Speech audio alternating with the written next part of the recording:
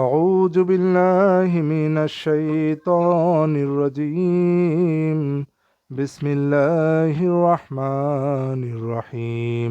সম্মানিত সুধী, আজকে এমন একটি বিষয় নিয়ে আমরা আলোচনা করব যেই হুকুমটি আল্লাহ তাআলা আমাদের উপর দিয়েছেন সূরা আল বাকারা 2 নম্বর সূরা 172 নম্বর আয়াতে, যেটা আমাদের প্রতিদিনের প্রায় সকল সময়ের জন্য প্রযোজ্য। এই হুকুমটি পালন করা আমাদের জন্য ফরজ, যেহেতু আল্লাহ তাআলা হুকুম দিয়েছেন। সেটা কি?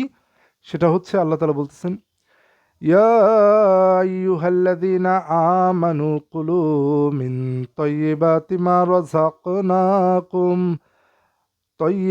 ما رزقناكم واشكروا لله إن كنتم إياه تعبدون।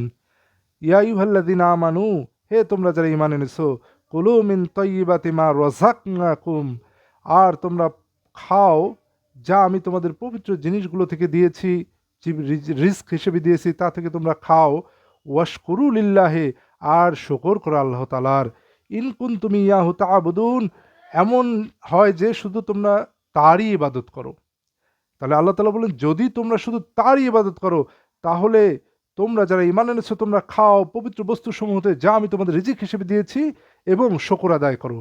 তাহলে প্রত্যেক খানার পরে শকর আদায় করা আল্লাহ তাআলা ফরজ করে দিয়েছেন। এটা আল্লাহ তাআলার হুকুম। তাহলে আমাদের প্রত্যেক খাবারের পরে অবশ্যই আল্লাহ তাআলার শকর আদায় করতে হবে। সকলে আমরা আমল করার সামর্থ্য লাভ করি। আল্লাহ তাআলা আমাদেরকে এই আমল রেগুলার, প্রতিনিয়ত, প্রত্যেকবার করার সামর্থ্য দান করুন। আমিন।